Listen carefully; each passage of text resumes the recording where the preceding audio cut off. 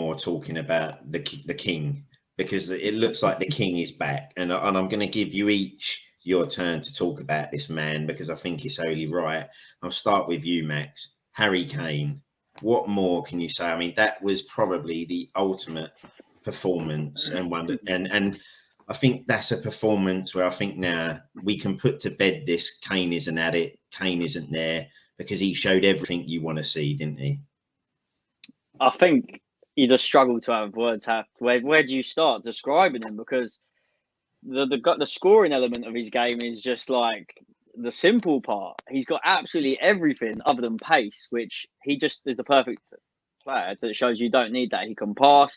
The way he's adapted this new role in the last few years of like dropping back and defenders not being able to pick him up, he falls into like a grey area of midfield, doesn't he? Where it's like the midfielders don't know whether they should mark him. Defenders can't mark him because he's dropped back. He picks a pass, gets in the box, as we've seen. I feel like I don't know how to describe him anymore. He's unbelievable. And I feel like we just have to admire and just take it all in every game we see him in a Spurs shirt, because he is getting older. He wants to win things. And I'm just praying that fourth spot, because it's bigger than just finishing fourth. I mean, I'm not saying a player's bigger than the club. Absolutely not. But he brings so much joy. And you can see when he scored how much it means to him and how much it means. It sets off the fans because they know how much it means to him, because he plays for Spurs and loves Spurs. So it's not just he's any other striker. It's the fact we've had him for so many years. He's one of our own.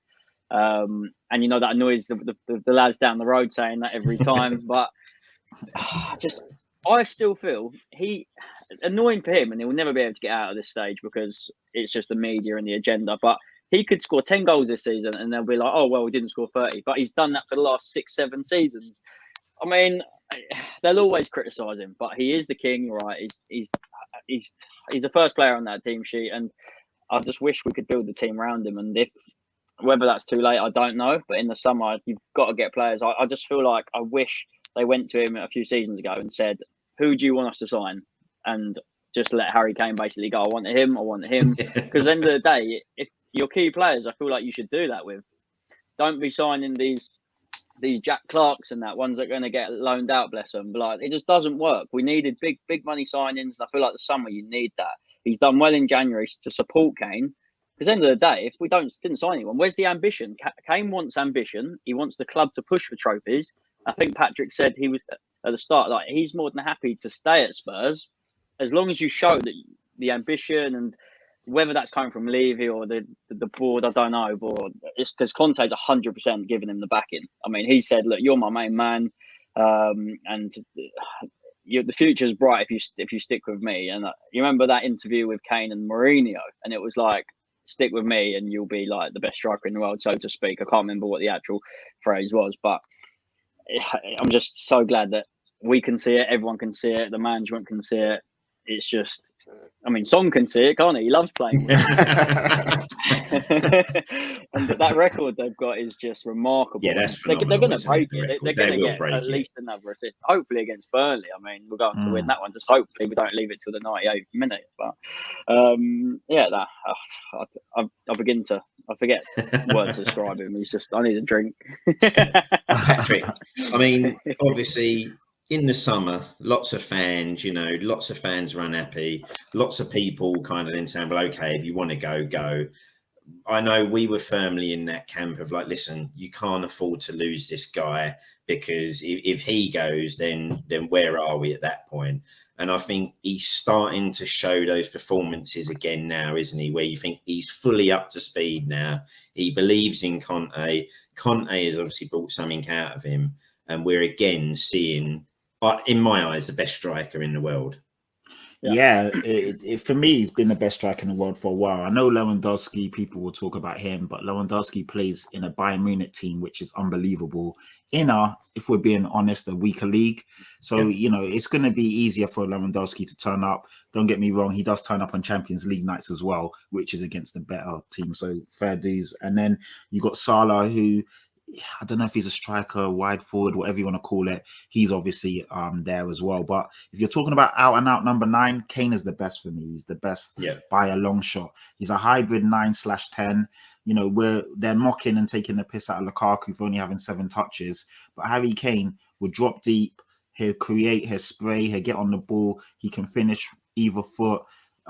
What I loved on Saturday was the fact that he scored a header, because it's been a while since he's obviously had a cross delivered into him that's decent, and obviously that he's been in the box to get onto that, because sometimes when he is dropping deep, he's not there to be on the receiving end of that cross or that pass, because he's the one spraying it or passing it. So I love the fact that we had some service and he took the initiative, ran in and scored. It was brilliant. And I think that his first goal was just an unbelievable.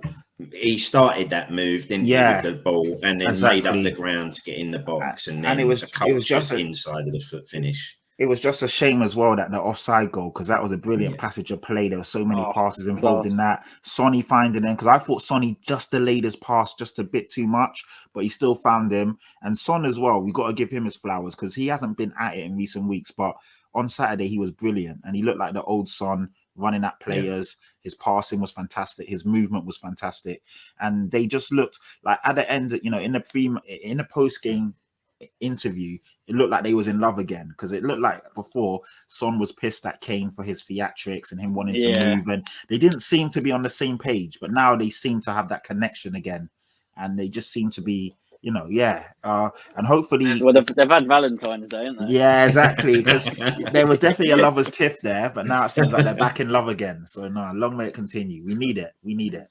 Ryan, I was asked at the weekend, when we're running around the front room, what was I going to do when Harry Kane finally did leave the club?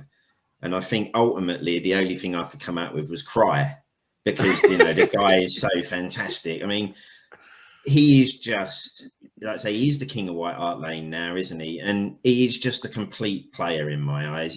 Apart from pace, I don't think you find a better passer of a ball, a better finisher, as Patrick said, left foot, right foot. And that's even when it comes to passing. I mean, some of the passes that guy plays, it reminds me of Glenn Hoddle in the heyday. With his left foot as well. Needs to be, with the left as well, not just right foot. Yeah. I mean, some of those balls out to Royal at the weekend, they just take your breath away, don't they?